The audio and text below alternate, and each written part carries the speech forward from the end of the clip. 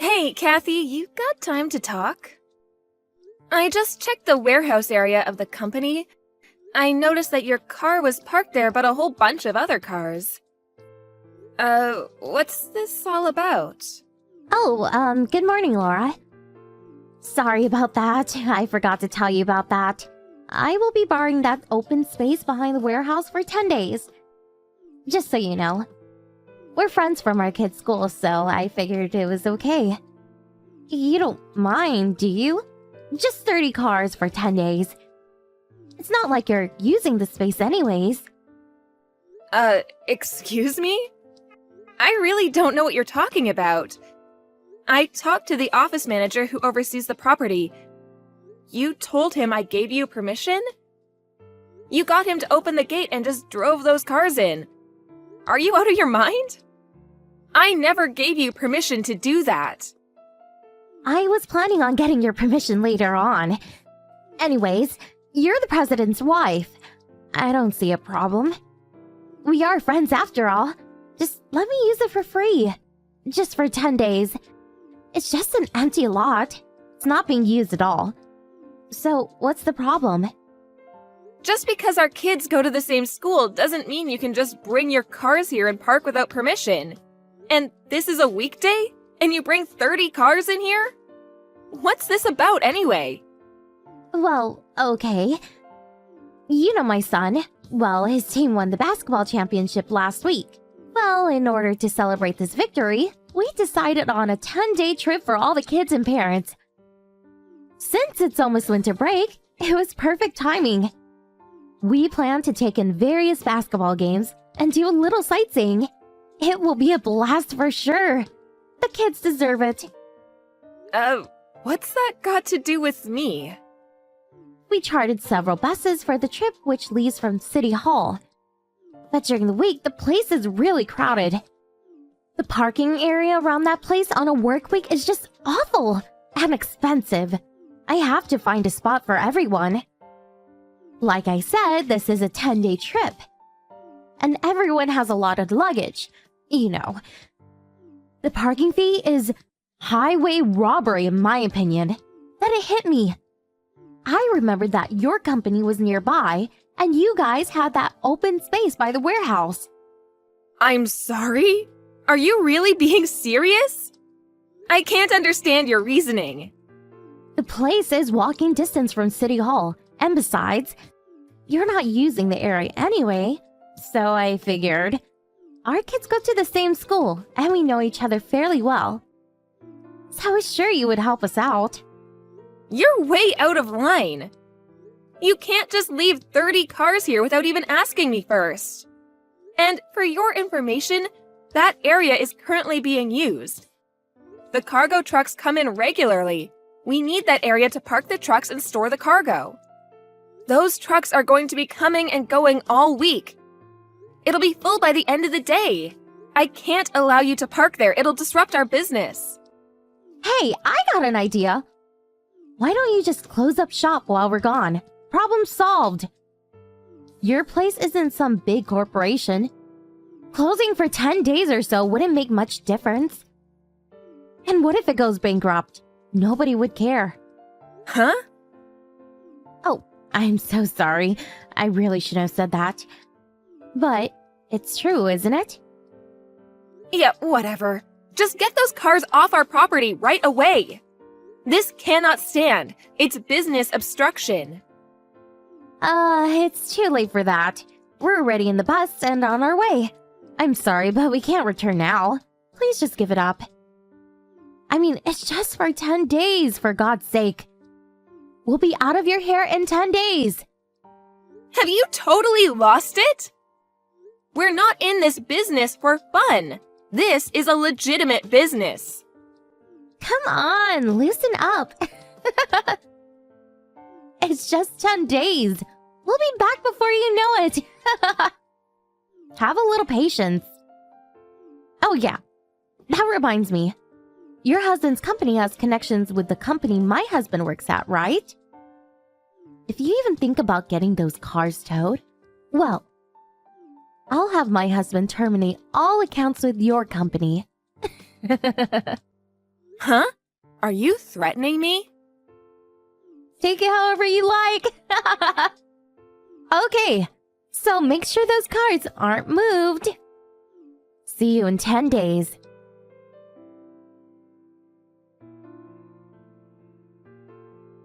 Hey, Laura. We're back. Wow, what a great trip. Oh, hello, Kathy. I was counting the days for your return. Thank you so much for taking care of the cars for such a long time. Really appreciate it. Are you at home now? Nobody seems to be at the office, and the gates are closed. Could you open the gates ASAP? I'll have everyone get the cars out, and we'll be out of your way. Can't be obstructing business any further.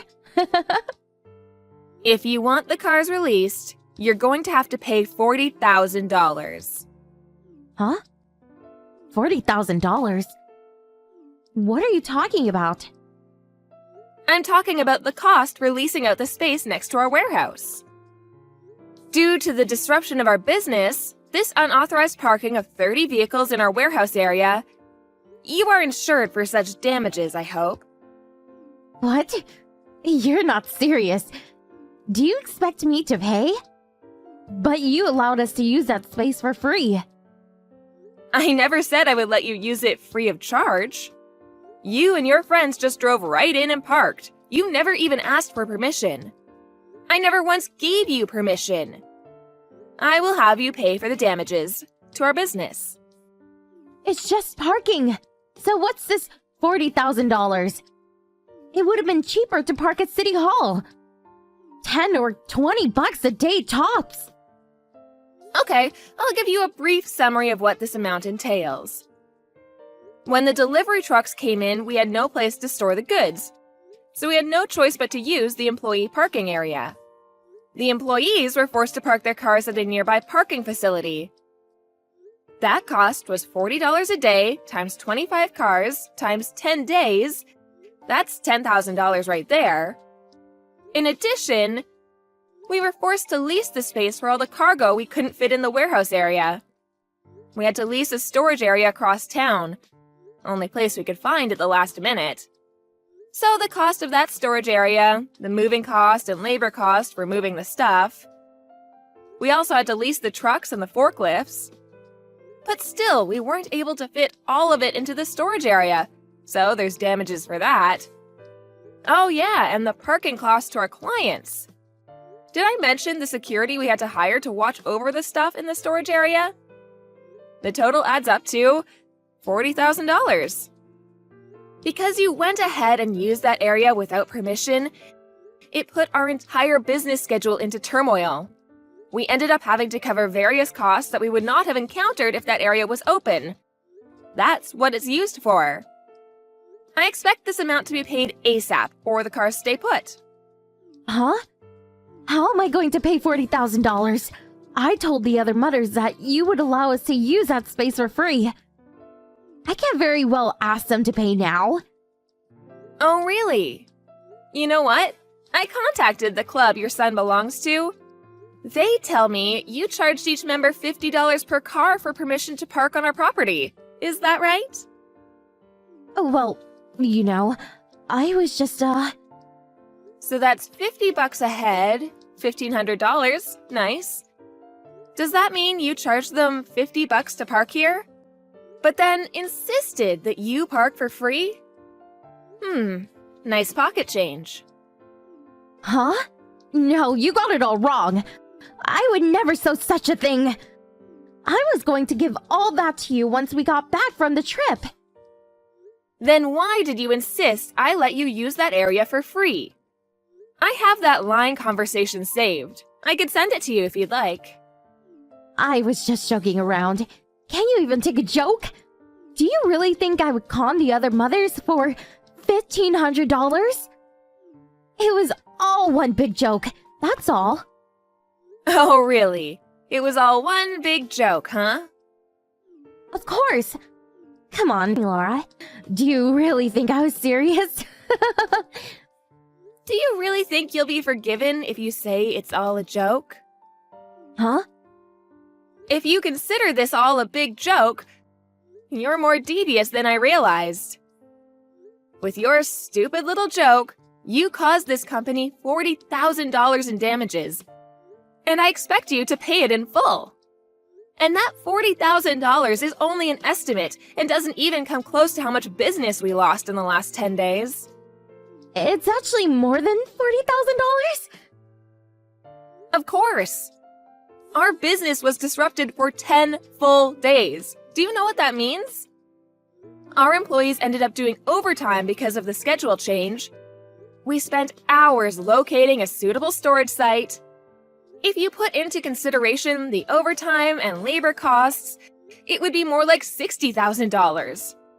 If we continue like this for any longer, we would have gone bankrupt. So, I'll ask you again. Did you seriously do this as a joke? You were planning on bankrupting our company as a joke. Is that what you're saying? Well, no. I didn't mean it like that.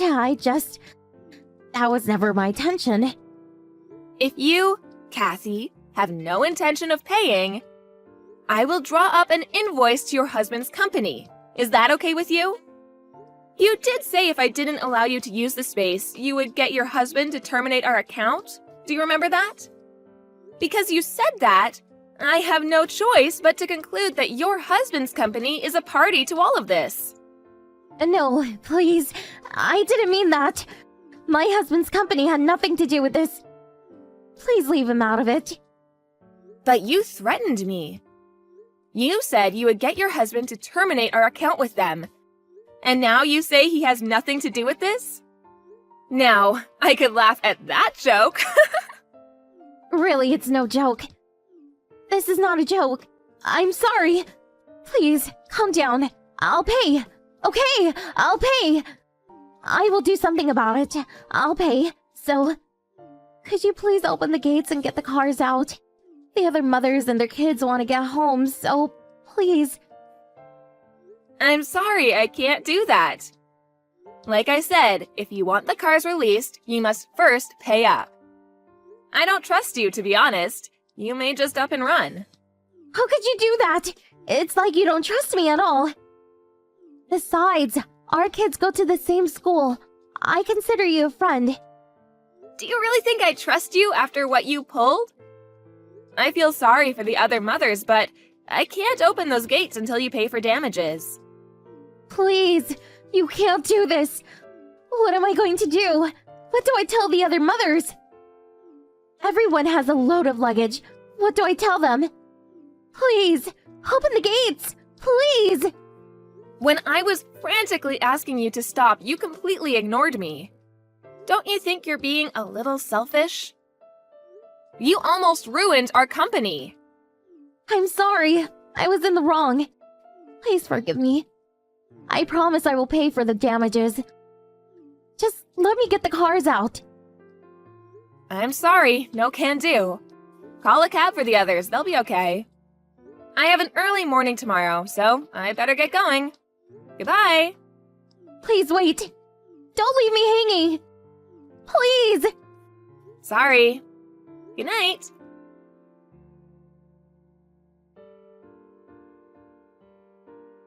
The next morning, Kathy and her husband arrived at our office.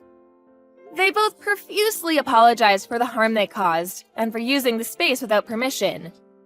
The mothers were furious at Kathy for lying to them and was forced to pay the taxi fees for everyone. As for the $40,000 that I was demanding, the amount was way over what she could pay on the spot, so Kathy apparently confessed everything to her husband and asked him to pay the damages. Her husband made her promise she would never do something like this again and agreed to pay the damages and, in addition, compensation on her behalf. I brought along our company lawyer who drew up all the necessary papers. With the legal papers in hand, they were allowed to finally remove the cars from our property and back to their owners. As of Kathy, we didn't want to traumatize her kid with this unfortunate incident. So, all involved decided to keep the whole affair confidential. We agreed to explain to the other mothers that it was all a misunderstanding, that I had mistaken the day when the cars would be parked. After a while, our business finally got back on track. What a relief. For a while there, I thought we would go bankrupt. As appreciation for all the hard work my employees put in during this time of crisis, I included a hefty year-end bonus to all employees. Oh, and I increased the security around our warehouse and adjoining spaces so such incidents never occur again.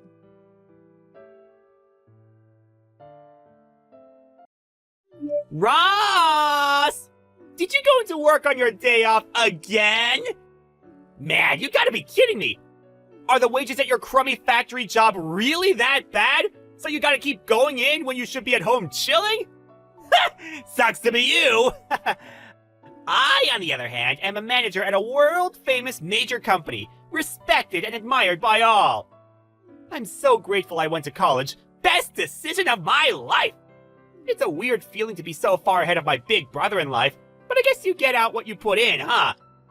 If we're honest, you were basically screwed the moment you decided not to go to college. I mean, who does that these days? Yep, it's factory life for you, now and forever. Hi, Eric. I see you're being as unpleasant as humanly possible, just like always. You don't mince your words, huh? Things are crazy busy right now because we're going through the busiest period of the year. That's the only reason I came in on my day off. Nothing to do with needing the money. I wanted to help. We may be a small-town factory, but things have been going really well ever since we landed the patent on those new medical devices. Our brand's becoming more well-known by the day. My salary's not exactly shabby. I see! Anyway, where do you think the money to put you through college came from in the first place? You think it fell from the sky? I thought it came from the insurance money from when Mom and Dad died in the car accident. How many times are you gonna ask me the same crap? Until you understand it, which sadly seems like it could take a while. How many times do I have to tell you the payout from the crash wasn't that big? I tried showing you the insurance documents so it'd finally go into that thick skull of yours. But you didn't even seem interested in looking. This is why you're poor, big bro. 'Cause you waste all your time doing useless stuff. Looking at a bunch of old documents isn't gonna make me rich. And it's not gonna magically turn you into a college grad. That's not the point. You're right. This boring crap ain't why I messaged you in the first place. Huh? Did you actually want to talk about something? Alright, so listen to this. You ready to be surprised? Me and Sandra, we're getting married! Oh, wait, what? That's Sandra? You mean the Sandra from our class at school? The one who people used to say was unobtainable? And out of everyone's league? Yep, that's her. So you know her then? Even though you're 10 years younger than me. That's weird. One of my classmates in middle school is related to her. I don't know her myself, though. I see. Well, if you know her, this should go a lot quicker than I expected. Did you know that her family are the biggest landowners in town? And how it's basically said that they run the place? I had heard rumors. You know how things get around. I heard that her dad's the head of the family right now. But his health isn't what it used to be, so either Sandra, or whoever Sandra marries, is set to inherit the position and take over as Don. Is that right? Bingo! I managed to bag myself the daughter of the most powerful family in town! That's why I'm cutting you out of my life! Excuse me? I'm confused. How are we getting from A to B here? What? Think about it! Can you imagine how embarrassing it's gonna be for me to explain to my rich new family that my big brother doesn't even have a college degree? Embarrassing? Living in poverty and destitution with you was also a big factor in my decision. I've been desperate to get away from all this, and away from you, for a long time now. That's why, as soon as I landed my job, I moved out and got my own place, alone. I just had to get some distance between us before I cracked up. Living in poverty and destitution? Come on, Eric, that's not fair. Look, I know the period just after Mom and Dad died was rough, but things got better after that. I did my best to give you everything you needed. Nope! You're missing the point. I'm talking about way before that. Your life was an epic dud at the point you decided not to go to college. That's where me and you, we parted ways, even if we were still together physically. You know, the people you associate with in life are important. Right, bro? We influence each other. And I can't risk being influenced by a loser like you a second longer. My marriage to Sandra will be the beginning of my glamorous new life of celebrity and luxury. I'll be loved, admired, and adored by all. Signing autographs will be a daily occurrence. I can't wait. You're nothing but an eyesore getting in the way of my bright, promising future. Your very existence is jeopardizing my shot at true happiness. I see. I did kind of get the feeling you were looking down on me for a while now, but I had no idea you hated me this much. Back when Mom and Dad died when you were 5, I did everything I possibly could to make sure you had everything you wanted. I wanted my little brother to be happy. I never asked for a foster dad. Especially not one without a college degree. This could have all been avoided if you just accepted Uncle Jim and his wife's offer to take me in. But you had to be stubborn and turn them down so you could play the hero, didn't you? This is all your fault! Huh? Uncle Jim? Are you still in contact with Uncle Jim? Why wouldn't I be? He's the only relative I have left. You make a big song and dance of being the one who got me through school and into college, but in reality, it was thanks to Dad's insurance money, wasn't it? And who told me all about that money? Uncle Jim! Huh? Is that why you believed everything he said and wouldn't even hear out what I had to say? I told you to stop speaking to him, Eric. All he's ever done is fill your head with convenient lies so he could manipulate you in his own ends when you grew up. How could you see what he's doing? That's why I refused his offer of taking you in. It was never about caring about you or wanting what was best for you. He's a greedy man whose only goal in life is lining his own pockets. You can say whatever you want. Pretty convenient how he's not here to defend himself, isn't it? It ain't gonna work with me, so you may as well stop wasting your breath. I see. There was one more thing I wanted to discuss with you about where we go from here. But if you won't listen to a word I've got to say, it's probably a waste of time. Thank God you understand! It's not just me who thinks so. Uncle Jim said that I'd be better off if I ignored 99.999% of what you said to me. Cause apparently you're a pathological liar! Now I'm set to marry into major wealth. I have literally zero need for you. So I figure I can finally cut you out of my life for good, like I've been wanting to do for a heckin' long time. Fine, I get it. Goodbye. Disappear from my life forever, you poverty-stricken loser!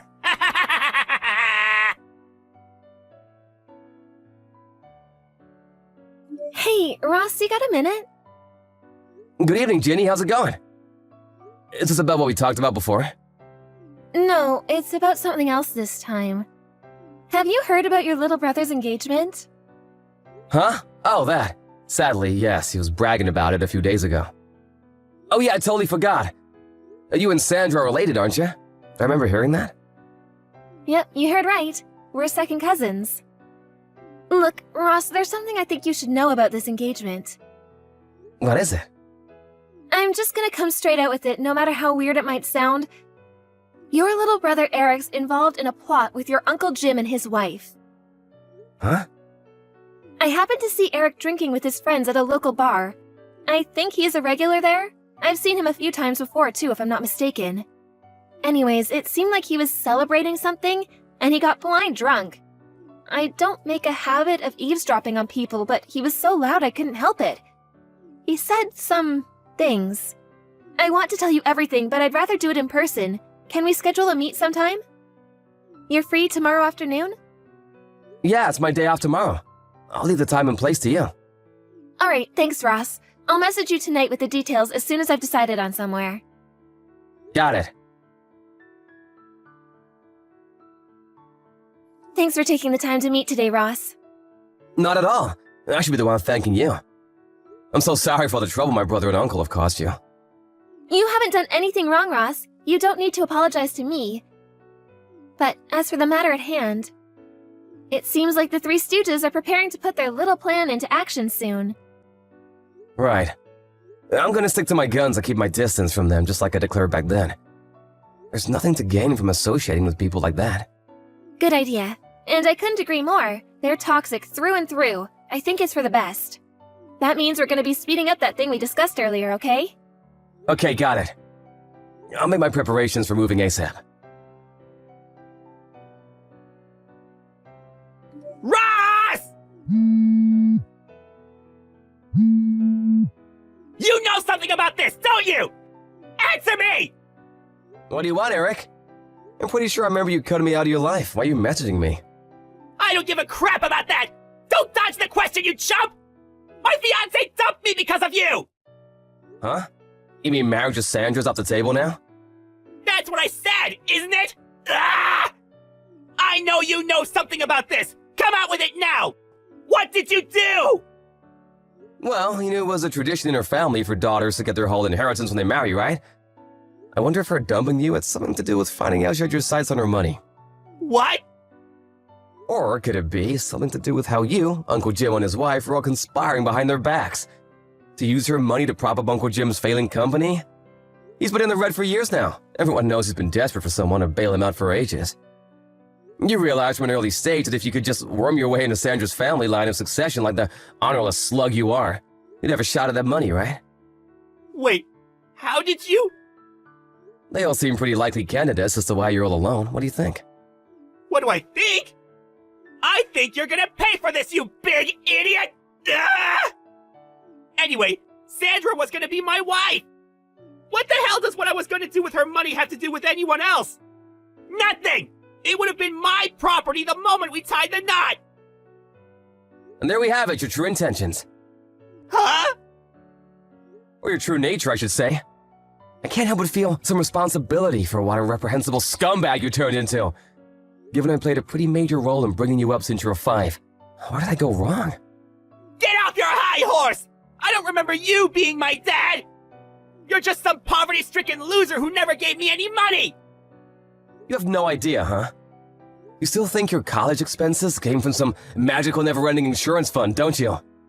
Well, I've got news for you, boyo. What? It's the truth, isn't it? That's how I went to college! You'd have known this if you had any interest in your family.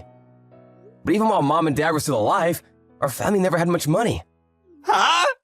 I'm pretty sure I mentioned this before, but Mom and Dad were employees at Uncle Jim's company. They'd been there close to a decade at the time of the accident. But Uncle Jim, being the stand-up guy he is, used Dad's quiet, conflict-averse personality as an excuse to drop his salary as low as he possibly could. No one could never dare question it. The name on Dad's insurance policy wasn't mine or yours, but Uncle Jim's. What little savings Mom and Dad did have were blown on a huge, unnecessarily extravagant funeral by Uncle Jim. So he could point and say, "Look what I did," while bragging to everyone about what a great send-off had given them. That flashy funeral wasn't just paid for by Mom and Dad's savings either. He also borrowed from some of his friends and refused to pay them back afterwards, leaving them penniless. What the hell? Uncle Jim did all that stuff? If I was older and knew more about the world back then, I would have done whatever I could to stop him. But I was a middle school kid who just lost his parents in a horrific accident. I could barely even process what was going on, so I was in no position to do anything about him. He took everything. Insurance money, Mom and Dad's savings, and even stole from his friends. Uncle Jim did that? That's not even the last of it. After that, I caught wind of his plan to take custody of me and you so he could exploit us as free labor at his company one day when we were old enough to start working. Knowing what he was like, I was sure that was his aim. And I was willing to stop at nothing to prevent him getting his way. He'd taken everything by this point. There's no way I was going to let him turn us into slaves. But then you grew up, went out into the world. Developed ideas and desires of your own, and, well, you did what you did. I was never going to be able to control you forever. And that's where we are now. How could this be? No. No. This can't be happening. This isn't the first time you've done something like this. The signs have always been there. Should have known back then when you looked down on me and wouldn't listen to a word I said, even back then. And you know what? There was a part of me that had my suspicions. But I didn't accept my own little brother thought so little of me. I mean, who would? Wish I'd noticed sooner. But I deluded myself with a comforting lie. Ross! But you're an adult now. It's time for you to decide on your own what kind of life you want to live. For you to make your own mistakes, and to suffer the consequences of them too. What? On my own? I won't be there to get you out of trouble anymore, Eric. Ross! No! Please! Ross! I got fired! Or rather, they're letting me jump on my own before they push me! I just found out that my company and Sandra's dad's company are just about to enter business negotiations negotiations to become long-term trading partners! My boss said it would be bad for the company to have someone like me around at such an important time! He basically said if I didn't resign, they'd fire me! I had no choice! I thought you'd come and help me, so I gave all the higher-ups a good verbal dressing down! I really gave him one form, then slammed my resignation papers down on the desk!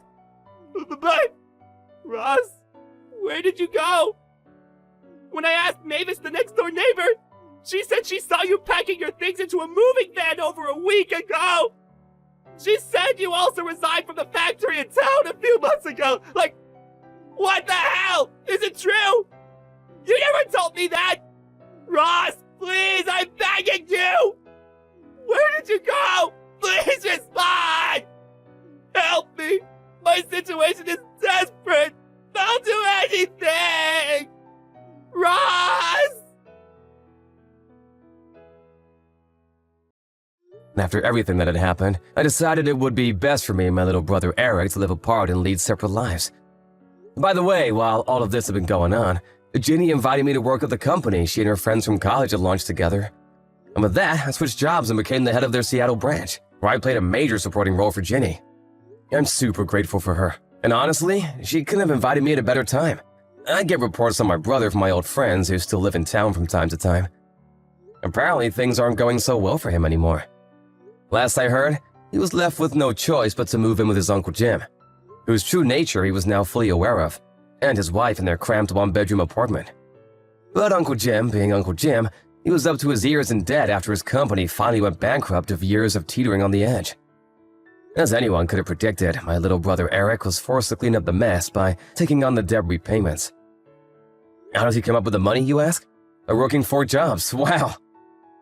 Not only that, but he also owes Sandra a hefty sum in compensation for the attempted inheritance fraud they tried to pull. So he's engaged in the struggle of his life with no light at the end of the tunnel. Do I feel sorry for him? Not one bit. Actions have consequences. And it's time for him to face them like a man. This is the life he chose.